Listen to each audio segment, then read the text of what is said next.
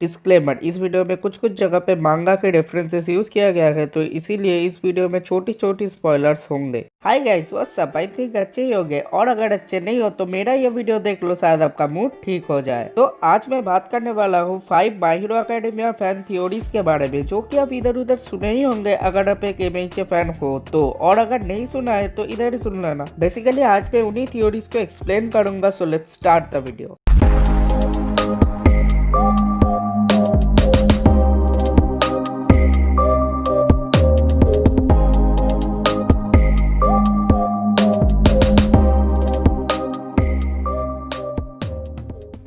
Number 1, everyone has a quark. तो जब my Hero academia start होता है तब बोला जाता है कि ऑलमोस्ट 80% पॉपुलेशन के पास किसी न किसी किस्म का क्वार्क है, और इसी बात पे जो थ्योरी उठ के आता है वो ये है कि बाकी के जो 20% पॉपुलेशन है उनके पास भी क्वार्क है, लेकिन वो किसी काम के नहीं है, या फिर वो क्वार्क हिडन है। आई मीन ऐसा हो सकता है कि किसी के पास हिडन क्वार्क है बट वो रिवील नहीं होता है, क्योंकि वो रिवील होने की कभी सिचुएशन पे ही नहीं आता है। और इस बात पे एक Reddit user Dakota the human बहुत अच्छे एग्जाम्पल्स भी दिए हैं, जैसे कि कोई एक पर्सन जिसके पास स्पेस में सांस लेने की पावर है बट वो अपने एंटायर लाइफ में कभी स्पेस में गया ही नहीं है, तो उसे अपने क्वार्क के बारे में कैसे पता चलेगा। या फिर कोई एक पर्सन किसी स्पेसिफिक पॉइजन से इम्यून है बट उसका पाला उस पॉइजन से कभी पड़ा ही नहीं हो, तो उसे कैसे ही पता चलेगा कि उसके पास भी ये क्वार्क है। या फिर ऐसा भी हो सकता है कि किसी का क्वार्क नोटिसेबल है बट वो किसी काम का नहीं है असली फाइट में। और ऐसा ही एक हिडन क्वार्क के बारे में हमें माय हीरो एकेडमिया में पता भी लगता है, जैसे कि ऑल फॉर वन का ब्रदर, जिसे सब लोग सोचे थे कि उसके पास कोई क्वार्क नहीं था, लेकिन बाद में पता चलता है कि उसके पास एक पर्सन से दूसरे पर्सन तक क्वार्क ट्रांसफर करने की पावर है। तो शायद ऐसा पॉसिबल है कि जिन 20% लोगों को क्वार्कलेस बोला गया है उनके पास भी शायद कोई ना कोई हिडन क्वार्क है, लेकिन अभी तक वो रिवील नहीं हुआ है। नंबर 2 इज शिंजो आइजावा सन। तो आपको क्लास 1C के शिंजो तो याद ही होगा, जिसका क्वार्क है माइंड कंट्रोल करना। सो उस पर ये थ्योरी है कि आइजावा शायद शिंजो का फादर हो सकता है, बिकॉज शिंजो एंड आइजावा के बीच में बहुत सारे सिमिलरिटीज देखने को मिलता है हमें, जैसे कि आइजावा एंड शिंजो दोनों का ही क्वार्क अटैक टाइप क्वार्क नहीं है, और अटैक टाइप क्वार्क वो होता है जो कि डेकू, बाकुगो, तोदोरोकी इन सब का है, और दोनों का ही क्वार्क कहीं ना कहीं दूसरे लोगों को कंट्रोल करने की एबिलिटी को इंडिकेट करता है। और दोनों का नेचर एंड बिहेवियर भी काइंड ऑफ सेम है, जैसे कि वो दोनों ही टायर्ड वाला फील देता है एंड उतना लाइमलाइट में आना वो दोनों ही पसंद नहीं करता। एंड इसके अलावा कई ओकेजन में दोनों को एक साथ भी देखा गया है। सो इन बेसिस के ऊपर बोल सकते हो कि आइजावा शिंजो का फादर है, बट ऑनेस्टली स्पीकिंग मुझे नहीं लगता कि आइजावा शिंजो का फादर हो भी सकता है, और इसका सबसे बड़ा रीजन है उन दोनों के बीच में एज डिफरेंस। सीरीज के स्टार्टिंग में आइजावा का एज होता है 30 एंड शिंजो का एज होता है 15, तो इसका मतलब शिंजो जब जन्म लेता है तब आइजावा का एज होगा 15, मतलब कि जब आइजावा एक टीनेजर है, और इसीलिए आई डोंट थिंक ऐसा कुछ होगा। एंड ऊपर से आइजावा क्यों ही अपने बच्चे का आइडेंटिटी छुपाएगा। आई मीन एक चीज हो सकता है कि वो अपने बच्चे को प्रोटेक्ट करने के लिए एंड विलेन से बचाने के लिए ऐसा किया हो, बट आइजावा उतना ज्यादा पॉपुलर भी नहीं है कि उस पर बहुत ज्यादा विलेंस का अटैक हो,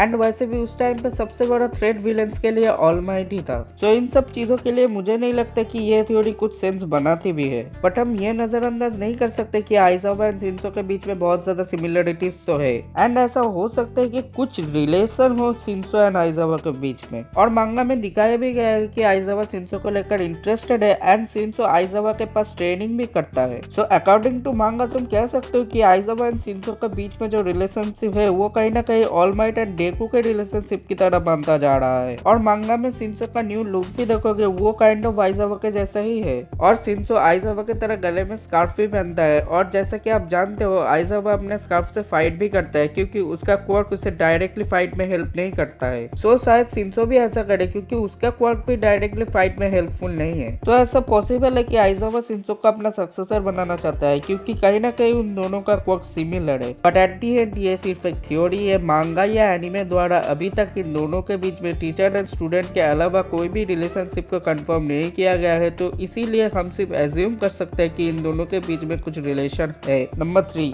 the wing Nomu is Bakugo's childhood friend. Well, My Hero Academia के फैन थ्योरीज के दुनिया में ये थ्योरी बहुत फेमस है। सो एनिमे के स्टार्टिंग में एक फ्लैशबैक में दिखाया जाता है कि बाकुगो एंड उसका फ्रेंड मिलके इजुको को बुली कर रहा होता है। तो उस सीन में बाकुगो के साथ उसका एक फ्रेंड को दिखाया जाता है जिसके पास विंग्स थे एंड उसको लेकर ये थ्योरी है कि वो आगे चल के एक विंग नोमू में बदल गया था जो कि हीरो किलर के टाइम पे सिर्फ डेकू को अटैक किया था। सो माय हीरो एकेडमिया के डाटा बुक से पता चलता है कि बाकुगो का उस फ्रेंड का नेम था सुबासा और ये भी पता चलता है कि वो असल में उस डॉक्टर का ग्रैंड चाइल्ड था जो कि डेकू को क्वार्कलेस बताया था एंड वो डॉक्टर सेम डॉक्टर है जो कि ऑल फॉर वन के लिए भी काम करता है। ऑल्दो ये चीज मांगा या एनिमे द्वारा कंफर्म तो नहीं किया गया है, लेकिन आप अगर देखोगे तो ये दोनों डॉक्टर बिल्कुल सेम दिखते हैं एंड सेम वॉइस एक्टर भी शेयर करते हैं एनिमे में। सो इन सब चीजों से तुम कह सकते हो कि ये दोनों डॉक्टर सेम ही है। और उसके अलावा भी उस डाटा बुक से बहुत सारी चीजें पता लगता है, जैसे कि उस डॉक्टर के ऑर्फनेज एंड हॉस्पिटल्स थे ऑल अराउंड द सिटीज में टेस्ट सब्जेक्ट के लिए। सो ऐसा हो सकता है कि जो नोमूस वो बना रहा था वो असल में ऑर्फनेज का किड्स हो। और ऐसा भी नहीं है कि किड्स को नोमू में बदलने में इस डॉक्टर को कोई दिक्कत भी है, क्योंकि एक बार मांगा में ये सिगाराकी को भी नोमू में बदलने के लिए प्रपोजल दे चुका है। ये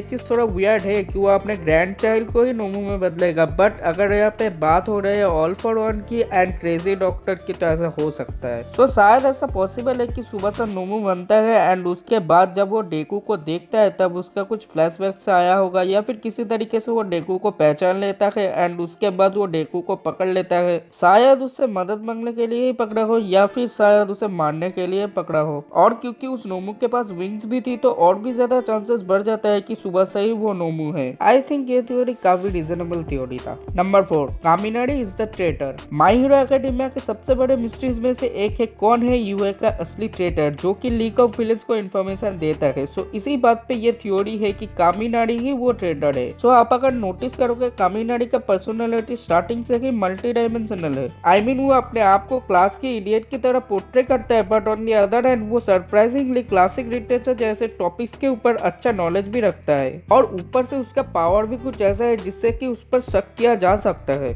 आई मीन वो इलेक्ट्रिक क्वार्क यूजर है एंड आपने नोटिस किया होगा उसके साथ वो कुछ गियर्स भी यूज करता है, जैसे कि उसका कम्युनिकेशन ईयरपीस। वो इससे अपने क्वार्क को यूज करके कम्युनिकेशन सिग्नल भेज भी सकता है एंड जैम भी कर सकता है। और जब लीग ऑफ विलेंस का यूएसए अटैक होता है तब बोला जाता है कि कोई सिग्नल जैम कर रहा था जिससे कि बाहर के हीरोज से कांटेक्ट करने में दिक्कतें हो रहा था एंड ये चीजें ज्यादातर कोई इलेक्ट्रिक क्वार्क यूजर ही कर पाएगा। ऑल्दो उस अटैक में लीग ऑफ विलेंस के तरफ से भी एक इलेक्ट्रिक यूजर था, बट ये चीज कभी कंफर्म नहीं किया गया है कि असल में किसने वो सिग्नल जैम किया था। और इसके अलावा भी ट्रेनिंग कैंप पार्क में भी कैंप लोकेशन को सीक्रेट रखा गया था स्टूडेंट्स की सेफ्टी के लिए, बट लीग ऑफ विलेंस को फिर भी पता लग जाता है कि उनका कैंप लोकेशन कहाँ है एंड इस बात पे कामिनारी के ऊपर फिर से शक जाता है, क्योंकि सब जब कैंप में सो रहे थे तब कामिनारी ही ऐसा था जो कि सो नहीं रहा था और अपने बेड पे भी नहीं था। सो शायद ऐसा पॉसिबल है कि वो असल में सिग्नल भेज रहा था लीग ऑफ विलेंस को अपने कैंप लोकेशन का। और आपको क्या पता है उसका original character design villainous type का था।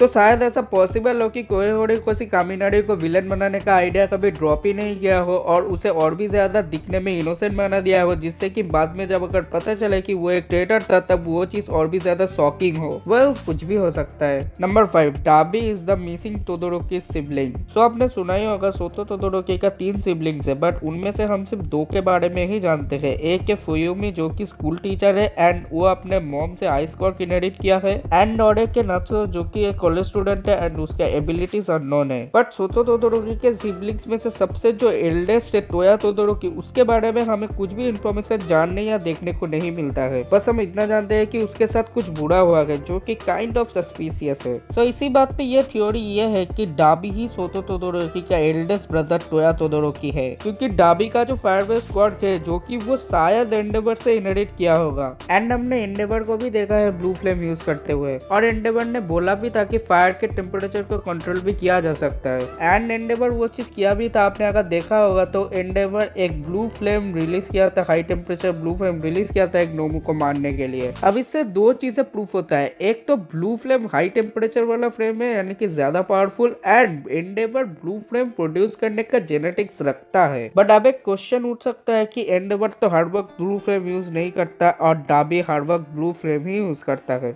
वेल, इस बात पे मैं बोलना चाहूंगा एंडेवर हर वक्त ब्लू फ्लेम यूज नहीं करता है क्योंकि वो नहीं कर सकता।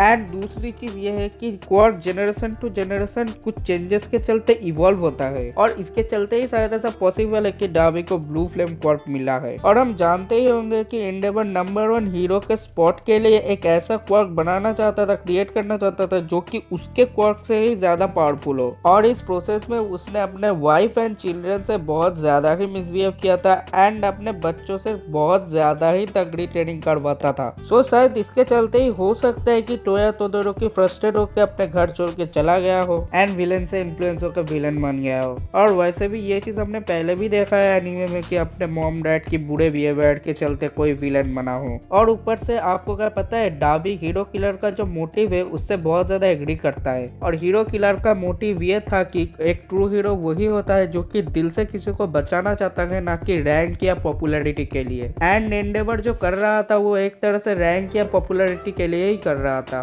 तो शायद ऐसा पॉसिबल है कि इस चीज से चलते टोया तोदोरोकी घर छोड़ के चला जाता है एंड बाद में नेम चेंज करके विलन बन जाता है। वेल इसके अलावा भी कुछ चीजें हैं जो कि इस थ्योरी को सपोर्ट करता है। जैसे कि मांगा में एंडेवर बोला था कि टोया तोदोरोकी एंडेवर से भी ज्यादा फायर पावर होल्ड करता है, बट उसका कॉन्स्टिट्यूशन वीक है, यानी कि उसका बॉडी उतना ज्यादा स्ट्रॉन्ग नहीं है उसका फुल पावर होल्ड करने के लिए, जिसके चलते वो भी लिमिटेड पावर यूज कर पाएगा और इसके चलते वो भी फेलियर हो जाता है एंडेवर के लिए। एंड आप जानते ही होंगे डार्बी ब्लू फ्लेम यूज करता है एंड जैसे कि आप जानते हैं blue flame high temperature flame है, यानी कि एंडेवर के फ्लेम से डार्बी का फ्लेम ज्यादा पावरफुल है। तो इससे भी थोड़ा सा होता है कि डार्बी ही टोया तोदोरोकी है। एंड डार्बी को भी देखोगे तो उसके चेहरे एंड बॉडी में बहुत सारे स्कार्स है। और हमने डेकू के केस में भी देखा है कि अगर वो अपने खुद के बॉडी के लिमिट से ज्यादा पावर यूज करता है तो वो जिस बॉडी पार्ट से वो पावर यूज कर रहे हैं वो पार्ट डैमेज हो जाता है। और जैसे कि मैंने पहले ही बताया था टोया तोदोरोकी का कॉन्स्टिट्यूशन वीक है, यानी कि वो अपने बॉडी के लिमिट से ज्यादा पावर होल्ड करता है। तो शायद ऐसा हो सकता है कि वो अपने डैड के डिजायर को पूरा करने के लिए अपने लिमिट से भी ज्यादा पावर यूज करने की कोशिश किया हो और उससे ही वो स्कार्स आया हो। और आपने अगर नोटिस किया होगा जिस जिस जगह पे एंडेवर का फ्लेम निकलता है उन्हीं जगह पे डार्बी का भी स्कार्स है